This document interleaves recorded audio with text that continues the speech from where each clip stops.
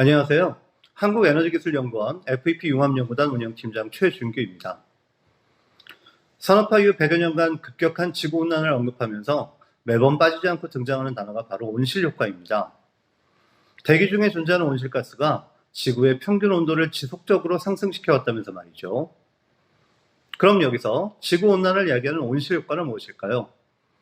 지난 영상에 이어 오늘은 온실가스의 지구복사선 흡수 메커니즘에 관하여 자세히 알아보겠습니다. 지구의 온화한 환경 유지에 필수적이었던 온실효과가 왜 산업화 이후부터 심각한 문제가 된 것일까요? 이에 대한 해답을 찾기 전에 우리는 먼저 지구의 에너지 균형을 살펴보아야 합니다.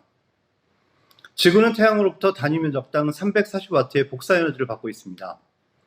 이해를 돕기 위해 이 공학적 수치를 100이라는 총량으로 표현해 보겠습니다. 지구에 도달하는 태양 복사선 가운데 약 25에 해당되는 에너지는 대기 중에서 약 6에 해당되는 에너지는 지표면에서 반사되어 우주로 방출됩니다. 이후 남은 복사 에너지 가운데 대략 46가량은 지표면에, 다시 23 정도는 대기 중으로 흡수되죠. 지구에 흡수된 46의 에너지는 광합성 등의 에너지원으로 사용된 후 에너지 보존 법칙에 의해 총량은 일정하게 유지된 채 지구로부터 재복사됩니다. 이 가운데 대략 9가량은 우주로 직접 방출되지만 나머지 37가량은 대기 중의 이산화탄소 등에 흡수되는데요. 이들을 태양 복사선과 구분하여 지구 복사선이라고 부릅니다. 여기서 주목할 부분이 있습니다. 태양으로부터 대기에 흡수된 23의 에너지와 지구로부터 흡수된 37의 에너지는 대기 중에서 일정 시간 머물며 온실 효과를 유발하다가 다시 우주로 방출되는데요. 이로부터 지구에 도달하는 에너지와 방출되는 에너지가 균형을 이루어 전체적으로는 에너지 축적이 발생되지 않습니다. 이러한 상태를 일컬어 복사평형 또는 에너지 균형이라고 하는 것이고요. 공학적으로는 정상 상태라고도 하죠. 정리하면 이렇습니다. 온실 효과 때문에 지구의 온도는 태양과의 거리로부터 계산된 값보다 높게 유지되지만 이러한 정상 상태만 잘 유지된다면 시간이 아무리 흘러도 온도가 더 높아지는 일은 없을 겁니다. 결국 지구온난화의 문제는 오래전부터 있어왔던 온실효과 때문이 아니라 지구의 에너지 균형이 어긋나기 시작하면서 이러한 온실효과가 이전보다 현저히 상승하여 발생하는 것이죠. 산업화 이후 이산화탄소의 양이 급속도로 증가하고 있는 바로 오늘날의 지구처럼 말입니다. 지구 에너지 균형을 대기 흡수의 관점에서 다시 한번 살펴보겠습니다. 앞서 태양 복사선의 23가량과 지구 복사선의 37가량이 대기에 흡수된다고 했는데요. 상층부에서 흡수된 태양 복사선은 비교적 쉽게 우주로 빠져나가기 때문에 대기 흡수율을 정의할 때는 지구 복사선으로부터 대기로 흡수된 37의 에너지만 고려합니다. 대기 흡수율은 지구 복사선과 대기로 흡수된 에너지의 상대적인 비로 정의되며 이로부터 정상 상태에서의 대기 흡수율은 80%로 계산됩니다. 즉, 지구 복사선의 80%가량이 대기에 흡수되는 경우가 바로 과거로부터 지속되어 온 정상적인 온실 효과죠. 최근의 지구온난화 문제는 수십만 년간 안정적으로 유지되어 온 이런 정상 상태가 빠른 속도로 깨지고 있다는 것에서 출발합니다. 다시 말해 산업화 이후 이산화탄소 방출이 과도하게 증가하면서 대기 중에 흡수되는 지구 복사선의 양이 평형 상태를 넘어서게 되었고 과도한 온실 효과로 제때 빠져나가지 못한 지구 복사 에너지가 지표면으로 재방쇄되면서 지구의 평균 온도를 비정상적으로 상승시킨 것이죠. 결국 대기 생성 후부터 지속되어 온 온실 효과 자체보다는 이러한 온실 효과가 최근 100여 년간 급격하게 상승하였다는 것이 문제가 되는 겁니다. 이러한 관점에서 오늘날 회자되는 온실 효과는 대기 중의 기체들이 지구 복사선을 80% 이상 흡수하는 경우로 재해석됩니다. 그렇다면 이산화탄소와 같은 온실가스들은 지구 복사선을 어떻게 흡수하는 걸까요? 이제 이산화탄소를 통하여 이러한 메커니즘을 자세히 살펴보겠습니다.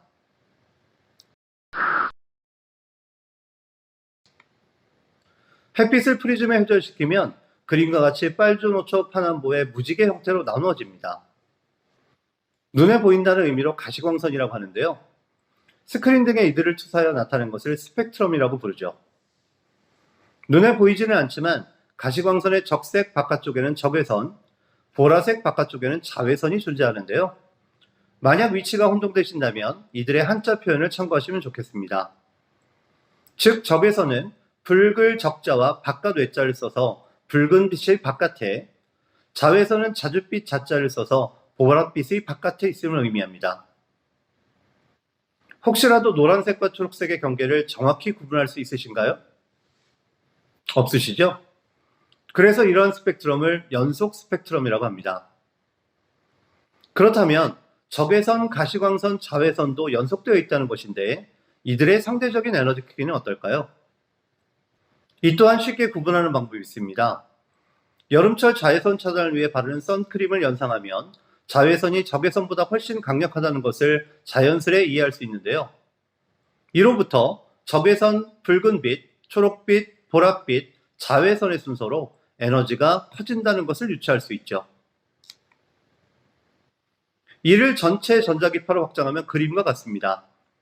전자기파들은 각자의 에너지 상태에 따라 서로 다른 파장을 갖는데요. 여기서 파장이란 같은 높이의 두 지점 사이의 거리를 센티미터 단위로 나타내는 것을 의미합니다. 앞의 내용과 연결해서 생각하면 에너지가 낮은 빛은 파장이 길고 에너지가 높은 빛은 파장이 짧다는 것을 쉽게 알 수 있죠.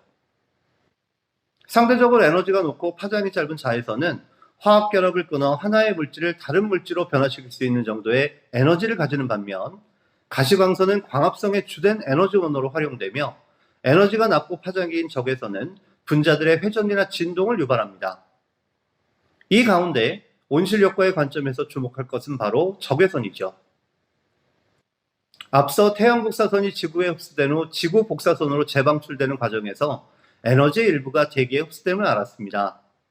물론 정상 상태를 가정한 것이죠. 그런데 태양 복사선과 지구 복사선은 에너지 구성이 조금 다릅니다. 지구에 도달하는 태양 복사선은 49%의 적외선, 44%의 가시광선, 7%의 자외선 영역으로 구성되어 있는데요. 이 가운데 상대적으로 높은 에너지만이 지표면에 도달합니다. 즉, 적외선 영역은 대부분 대기 중에서 반사되거나 흡수되고 지표면에는 파장이 짧은 가시광선과 자외선 일부만이 도달하죠. 이와 반대로 식물의 광합성 등에 사용된 후 상대적으로 에너지가 낮아진 지구 복사선은 파장이 긴 적외선 형태로 대기 중에 방출됩니다. 에너지 보존 법칙에 따라 지표면에 흡수되는 태양 복사 에너지와 지표면에서 방사되는 지구 복사 에너지의 총량은 같지만 이들의 형태는 서로 다르다는 것을 이해할 수 있어야 하겠죠. 결국 이러한 지구 복사선, 즉 적외선이 이산화탄소와 같은 온실가스의 운동 에너지로 흡수됩니다. 온실가스의 대표격인 이산화탄소는 이름 그대로 한 개의 탄소와 두 개의 산소로 구성되어 있습니다. 중앙의 탄소와 각각의 산소는 전자 4개가 공유 결합을 형성하고 있는데요. 이러한 형태의 결합을 흔히 이중결합이라고 하죠. 충돌 이론과 기체 분자 운동론에 의하면 모든 분자는 에너지를 흡수하여 끊임없이 진동한다고 알려져 있습니다. 이산화탄소의 경우 일직선상에서 두 개의 산소 원자가 같은 방향으로 움직이고 가운데 탄소는 반대 방향으로 진동하는 경우가 있죠. 또한 평면상에서 탄소와 산소가 반대 방향으로 움직이는 경우도 있는데요. 각각을 신축 진동과 굽힘 진동이라고 합니다. 앞서 분자가 진동하려면 에너지가 필요하다고 했던 것을 기억하시나요? 이산화탄소가 이러한 진동 운동을 하는데 필요한 에너지는 어떠한 형태일까요?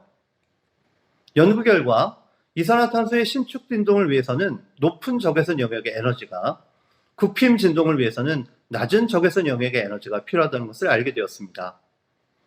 스프링을 압축하는 것보다 휘는 것이 더 쉬운 것과 같은 원리죠. 필요한 에너지의 크기는 서로 달랐지만 보다 중요한 것은 이 두 에너지가 모두 적외선 영역에 포함된다는 것이죠. 이렇게 적외선을 흡수하는 현상은 메테인과 아산화질소 등과 같은 다른 온실가스에서도 동일하게 관찰되었습니다. 온실가스는 가시광선이나 자외선 형태로 유입되는 태양 복사선에는 크게 반응하지 않지만 적외선 형태로 방출되는 지구 복사선은 쉽게 흡수해서 진동 운동의 주된 에너지원으로 사용합니다. 더구나 주변의 다른 분자들과 끊임없이 충돌하면서 에너지를 상호 교환하기 때문에 흡수된 에너지가 일정 시간 동안은 온실가스층을 벗어나지 못하고 붙잡혀 있게 되죠. 끊임없는 충돌과 마찰로 대기의 온도를 높이는 동시에 과도하게 흡수된 에너지는 지구 표면으로 재방사하면서 말입니다. 결국 이러한 메커니즘을 통해 지구의 평균 온도가 계속 상승해온 것이죠. 오늘 영상에서는 지구온난화를 유발하는 온실효과에 관하여 살펴보았습니다. 이산화탄소로 대표되는 온실가스는 1880년대 산업혁명 이후부터 급격한 증가를 거듭한 결과 온실효과의 과도한 상승을 통해 지구의 내일을 심각하게 위협하고 있습니다. 인류의 위기를 상징적으로 보여주는 지구 종말 시계가 지난해에 이어 올해도 100초 전을 유지하고 있다고 하니 기후변화가 더 이상 남의 일만은 아님을 보다 시급하고 절실하게 상기해야 하겠네요. 다음 영상에서는 지구온난화로 인해 오늘날의 인류가 직면한 기후위기에 대하여 알아보겠습니다. 감사합니다.